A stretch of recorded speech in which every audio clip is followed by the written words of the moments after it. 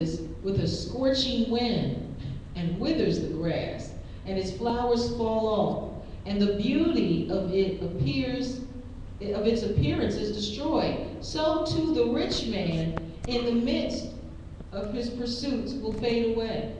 He said, listen, riches are fleeting. You might be rich,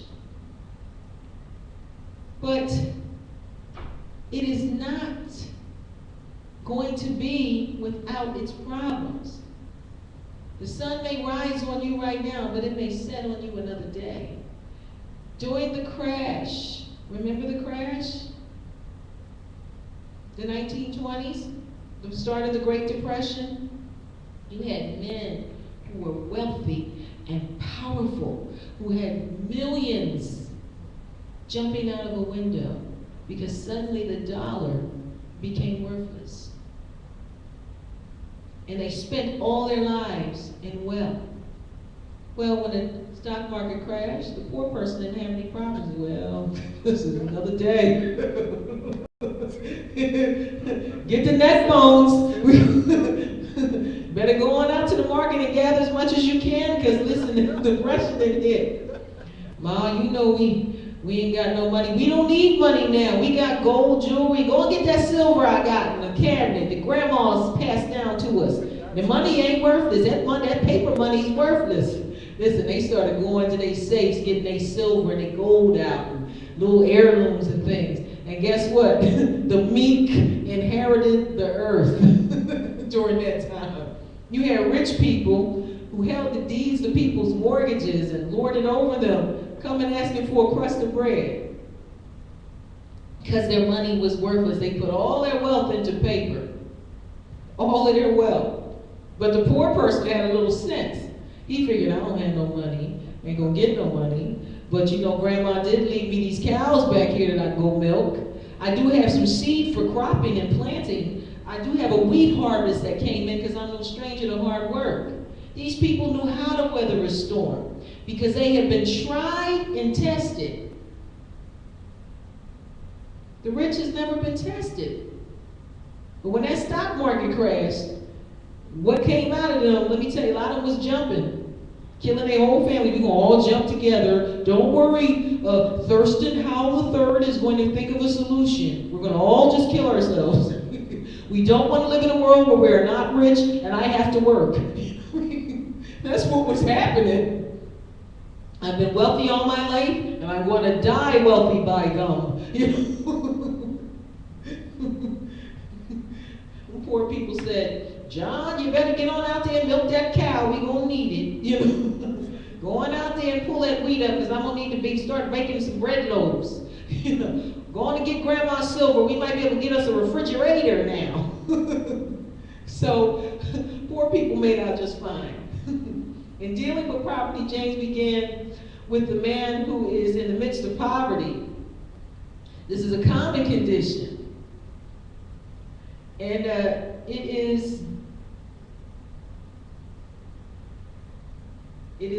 first of all, a common condition it is a fact of history that there have always been poor people with us. More poor than rich. How can you deal with poverty? How can you count it all joy when you're struggling financially? Well, James has the answer. He said, but let the brother of humble circumstances glory in his high position. You might be of humble circumstances, but God has placed something so powerful in you that has elevated the poor to high position. When he says the meek shall inherit the earth, he means it. He said, but he who have clean hands and a pure heart, who have not lifted up his soul unto vanity, nor sworn deceitfully, he shall receive the blessings of the Lord and the righteousness of the God of his salvation. What is he saying? The meek is going to inherit the earth. The earth is the Lord's, the fullness thereof, the world, and they that dwell therein. He establishes who's going to prosper. So in dealing with the poor, he can tell them, you're of high position. Because he is righteous, you have also been declared to be righteous. Because he is the Son of God, you have been adopted into his forever family and you now become a son of God. Because he has the heir of the kingdom, you are now joint heirs. Because he has eternal life, you also have life. This is your new identity. It is what James calls your high position. You become a member of God's chosen race. You are a part of his royal priesthood. You are a citizen of God's holy nation. You are God's own personal possession. You belong to him. And he says, listen, you might have started out with humble circumstances, but supernaturally God's going to cause things to come together for you. He's going to cause ends to meet. He's going to fulfill his promise in you. Amen? Many of us need to understand that. We need to understand that trials and temptation are going to come. But it's how we deal with those temptations. Let no man say when he's tempted that he's tempted of the Lord. When does a man become tempted? When he is drawn away by his own flesh, his own desires. That's when he is tempted. That's when, and when he yields to that temptation, we have a problem. When we become so disgruntled and so displaced with who we are and what God is calling us to be, because we don't see nothing happening right now. You know, I have a friend I've known most of my life since I was 9 years old. You know, struggled in his flesh all his life. Just all of his life, it was a struggle, a trial, a test. And he blamed God for it. He thought, well, God is making me tempted. He's tempting me. He's causing these things to happen. He's setting me up to fail. No. You just need to keep your eyes on Jesus and stop looking at all those women. You know, everybody's not doing it. This is a struggle for you. And to overcome the struggle, you're going to have to put your hand to the plow and keep your eyes planted on him. And listen, and submit your weakness to the Lord. Lord, I'm weak in this area. I got a problem with the ladies. I love the ladies and the ladies love me. You know, you have to come clean with God. And I need some help in this area. That's the only way your victory is going to come. But denying you have the problem isn't going to make it go away. It's not. You're going to always be in the middle of some scandal. And my friend found himself always in the middle. We were up in the church together. He was always in the middle of something. The Lord had blessed him to get a wife. And the wife of his youth, she was beautiful, beautiful girl. Pakistani, pretty girl. He cheated on her. Cheated. The woman became pregnant, his mistress, and told him she was having the baby. Well, she wanted to break the marriage up clearly. What we didn't know had occurred that his wife was pregnant the year prior, and he made his wife have an abortion. And when his wife found out that he had gotten another woman pregnant, she had a complete breakdown. She spent quite a few years in a mental hospital. She had a complete breakdown. And her soul and who she is and her state is required to that man. So not only did you commit adultery, but you committed murder prior to that because you murdered your own child. And he has never been able to live that down. And the child that he conceived in adultery has very little to do with him. So he lost his wife. Oh, because, you know, the wife was going through a mental breakdown. When she came through a lot of it, what caused the breakdown was that he told her that he couldn't live with what he had done to her and he wanted a divorce. Well, she wanted them to stay married, have babies, let's get through this. Well, he divorced her. That's how she ended up in a mental hospital. He rejected her, aborted their child, and discarded her. How awful was that? I wouldn't want to be that person. I really wouldn't want to be that person. And the mistress didn't want him. She just wanted to break up his marriage. She wanted to marry somebody else eventually. She had his baby, had to pay child support, lots and lots of child support. And you know, we as women might say, yeah, I think he got what he deserved. I did. I thought, and I was his friend, but I thought, well, hey, you know, what you did to your wife was awful. That was the only man that woman had ever known. She came from a very traditional family. And he took that woman and he trashed her. And nothing has ever gone right in his life since he did his wife like that. Did God do that to him? His desire, his lust, his temptation, being drawn away into something. He looks at his life and he says, I don't know why I did that. I'm 55 years old now. All those years ago, this has happened to me. And I've suffered every day that I've done this to her. And I can't tell you why I did it.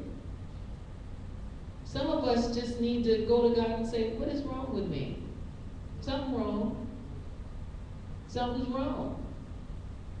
Why do we do the things that we do? And then when it goes wrong, we want to blame God. James said, listen, you can't say when you're tempted that you believe the Lord tempted you. In verse 1 through 4, he tells the believers to consider their trials to have an end result of joy because endurance is being produced in their lives. In verse 6 through 8, he places a condition upon the reception of God's wisdom. It is that the believer be single-minded in his desire to know God, steadfast, planted straight ahead, not looking for anything else but to please him. And in verse 9 through 11, he gives a practical application of dealing with trials. It is an area of finances. Okay, so let's say in the area of finances, where, we like to spend. We like to do all the things that we like to do when we get our hands on money. Wisdom and patience would demand that we do what we know what is right when we get the money. We pay our bills. It's not easy. Paying your bills is not popular. But if you don't do that your way because you've been tempted to buy that $655 pair of shoes and that Dooney and Burke bag, which has cost a ridiculous amount of $895 on QVC, even though they won't let you make it out in 5 payments. So really you're not spending that much. Dooney and Burke, getting that bag could also be a vacation for you and your family. It could also be, I could pay my car off earlier. If I take my Dooney and Burke bag money and pay my car note off, my wife and I can have something to drive in, and I don't have to struggle paying a $400 car note.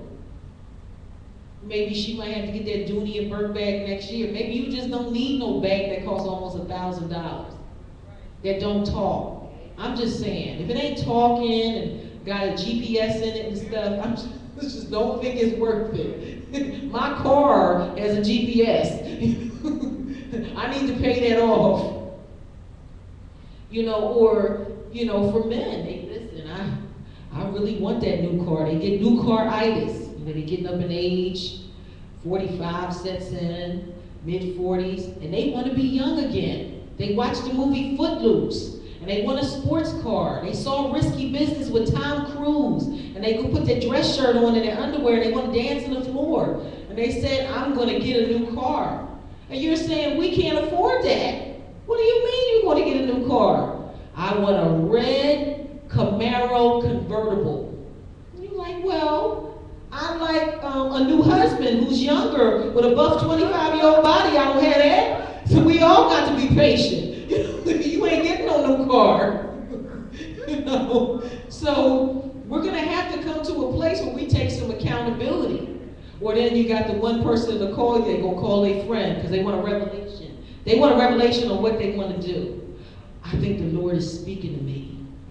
And I had a couple of dreams, and the Lord had been coming to me, telling me He wanted me to have a new car. So much so that I started having dreams about my car. I started seeing it in the spirit. Don't blame the spirit. I started seeing it in the spirit. What you think, Doc? What you think? Oh, brother, I know the Lord said, He wants us to be the head, not the tail. And all we got to do is ask and receive, and seek and ye shall find, and knock and the door shall be open. And it sounds like the Lord is talking to you. Well, can you tell my wife that? Hold on, I'm going to put her on the phone. Look at Sister Whitlock. She's not going for that. You can hear her saying, the devil is a liar and you are not getting that car. Don't call him no more. Thank God for